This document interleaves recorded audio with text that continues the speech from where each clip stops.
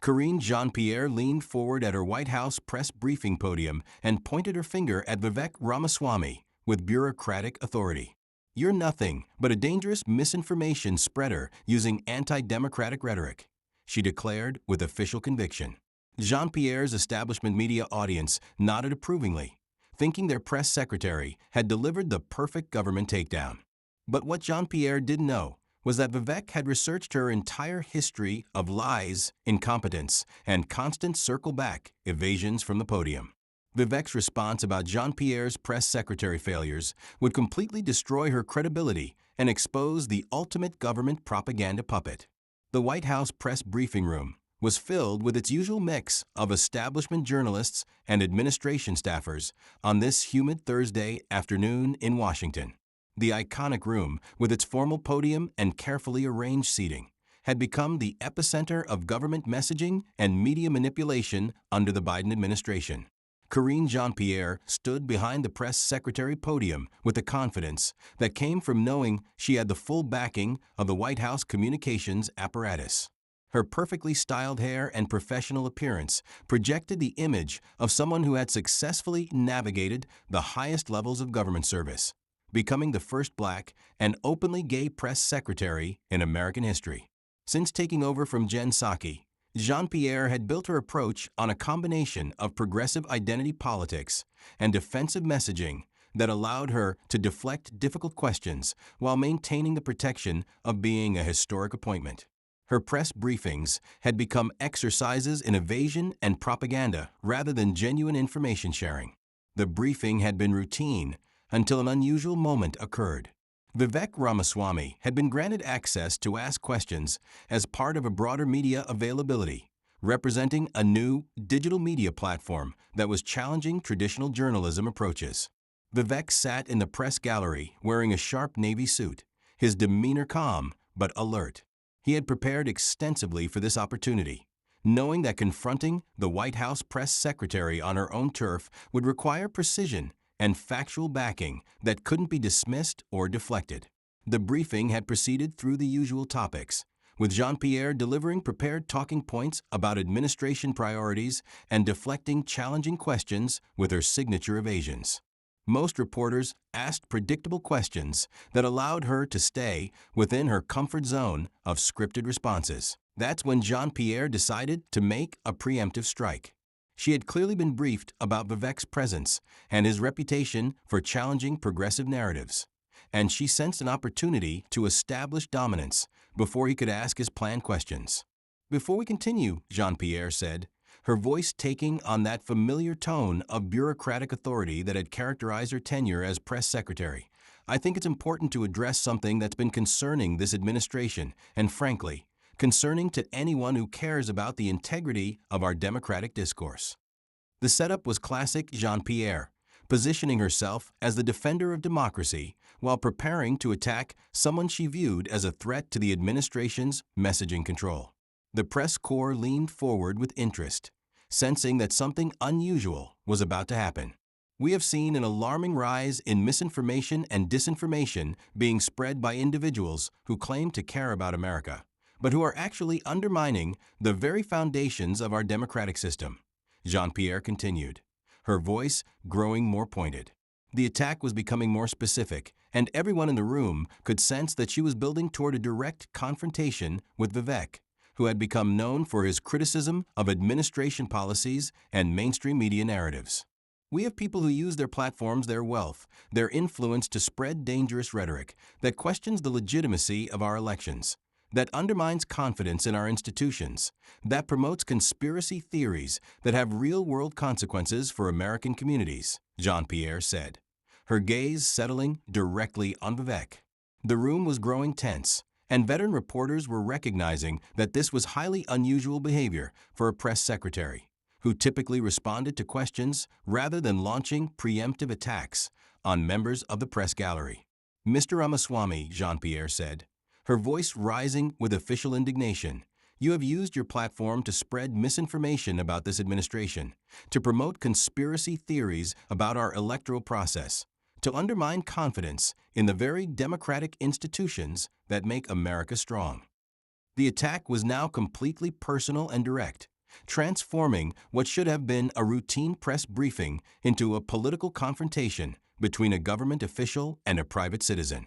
"You're nothing but a dangerous misinformation spreader using anti-democratic rhetoric," Jean-Pierre declared, her voice echoing through the briefing room with the full authority of the White House behind it. "You represent everything that's wrong with our current information environment, everything that threatens the stability of our democratic discourse." She sat back in satisfaction, clearly expecting the room to support her attack, while Vivek was left speechless by the unexpected assault from the official podium of the United States government. But what Jean-Pierre didn't realize was that she had just made a catastrophic miscalculation. She had assumed that her position as White House press secretary and the setting of the official briefing room would intimidate someone she clearly viewed as just another political opportunist. She had no idea that she was about to confront someone who had done extensive research on her own record of spreading false information and demonstrating incompetence in her official role. "Karine," Vivek said, standing up slowly and speaking with a calm authority that commanded the attention of everyone in the room, "I appreciate you giving me the opportunity to respond to those very serious accusations. And I think the American people watching this briefing deserve to hear some facts." The tone of the confrontation was shifting immediately, and Jean-Pierre's confident expression began to falter as she realized that Vivek wasn't going to be intimidated by her official position or her preemptive attack. "You just accused me of being a dangerous misinformation spreader who uses anti-democratic rhetoric," Vivek continued, his voice growing stronger with each word. "You suggested that I undermine democratic institutions and spread conspiracy theories. You positioned yourself as the defender of truth and democratic discourse." He paused, letting his words sink in, his gaze steady and unwavering. "But I have to ask you, Karine, and I think every American watching this briefing deserves an honest answer. What gives you the moral authority to lecture anyone about misinformation? What in your own record as press secretary qualifies you to determine what information is true and what information is dangerous?" The question hit the briefing room like a thunderbolt, and the press corps fell into an uncomfortable silence. This wasn't how these briefings usually went. Press secretaries made accusations and moved on. They didn't face direct challenges to their own credibility in their own briefing room. "Because when I look at your record from this very podium," Vivek continued, his voice carrying across the room with unmistakable authority, "I see someone who has repeatedly provided false information to the American people, who has used this official platform to spread misinformation, and who has demonstrated a consistent pattern of incompetence in communicating basic facts." The attack was turning completely around, and Jean-Pierre sat rigid behind the podium, clearly unprepared for this kind of direct challenge to her credibility in her own official space. "Let me give you some specific examples," Vivek said, pulling out his phone.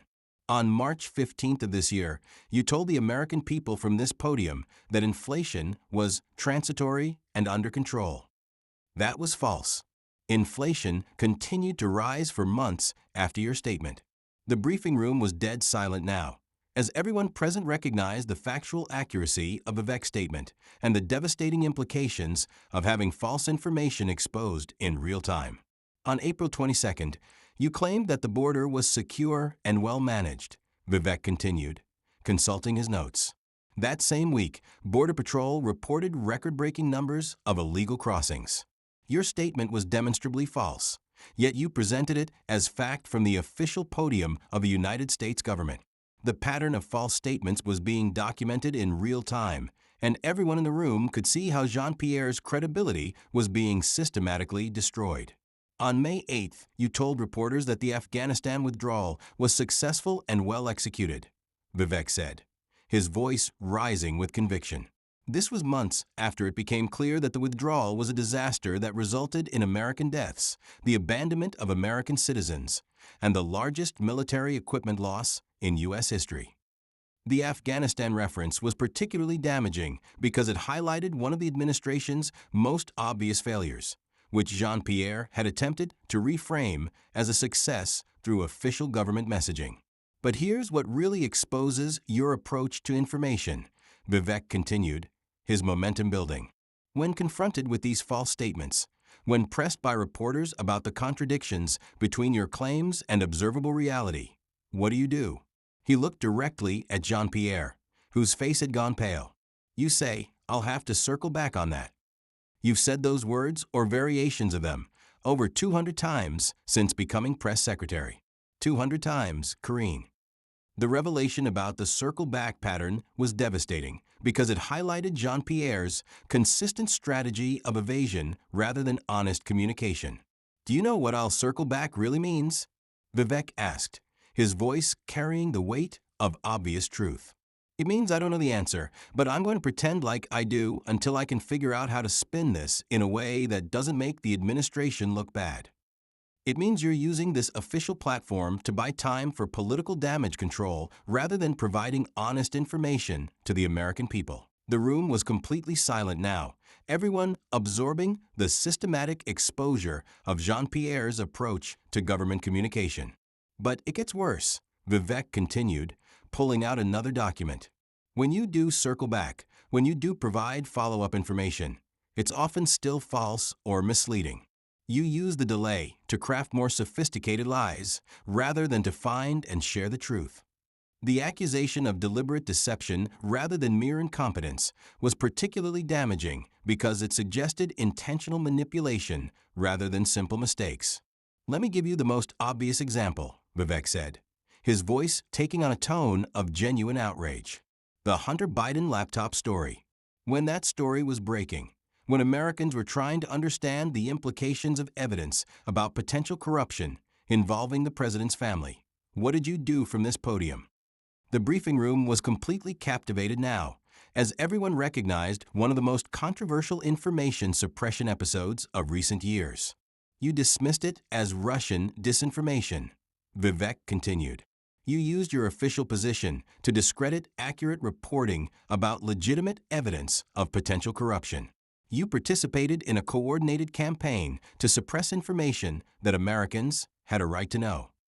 The Hunter Biden laptop suppression was particularly damaging because it had been widely acknowledged as accurate long after the election, highlighting how Jean-Pierre had used her official position to spread actual misinformation. But we now know that the laptop was real, don't we, Karine? Vivek asked, his voice carrying the weight of vindicated truth. We know that the emails were legitimate, that the evidence was authentic, that the story was accurate. So what does that make your dismissal of it as Russian disinformation? The question was rhetorical but devastating, highlighting how Jean-Pierre's official statements had been the actual misinformation in that controversy. It makes you complicit in one of the largest misinformation campaigns in recent American history, Vivek said, his voice rising with conviction. It makes you part of a government apparatus that suppressed true information to protect political interests. It makes you exactly the kind of misinformation spreader you just accused me of being. The role reversal was complete, and everyone in the room could see how Jean-Pierre's accusations had backfired spectacularly. And let's talk about your qualifications for this position, Vivek continued, consulting his mental notes. What exactly in your background prepared you to be the chief communicator for the United States government? What experience gave you the expertise to determine what information Americans should and shouldn't receive? The attack on Jean-Pierre's qualifications was particularly effective because it highlighted the gap between the importance of the position and her preparation for it. You worked as a political activist and campaign operative, Vivek said. Your entire career has been in partisan politics, not in journalism, not in communications, not in any field that would prepare you to be an objective source of government information. The room was completely silent now, everyone recognizing the truth of Vivek's assessment of Jean-Pierre's background. You were chosen for this position not because of your communication skills or your expertise in government policy, Vivek continued, but because you checked certain demographic boxes that the administration wanted to highlight. You're a diversity hire, Karine, and your performance in this role has proven that diversity hiring often comes at the expense of competence. The DEI accusation was particularly explosive because it touched on one of the most sensitive topics in contemporary American politics, but Vivek was stating it as an observable fact rather than a political attack. And the results speak for themselves, Vivek said, his voice becoming more pointed. Your press briefings have become jokes. Journalists mock your evasions. Saturday Night Live parodies your incompetence. You've turned the White House press secretary position into a laughingstock. The broader reputation damage was being highlighted, showing how Jean-Pierre's performance had affected the credibility of the entire institution. But here's what I find most disturbing about your attack on me, Vivek continued, his voice taking on a tone of genuine concern. You're using your official government position to attack a private citizen who has criticized administration policies. You're using the power of the state to intimidate political opposition. The abuse of power accusation was particularly serious because it highlighted how Jean-Pierre had crossed the line from government communication into political warfare. That's not defending democracy, Karine, Vivek said, his voice rising with conviction. That's using government power to suppress dissent.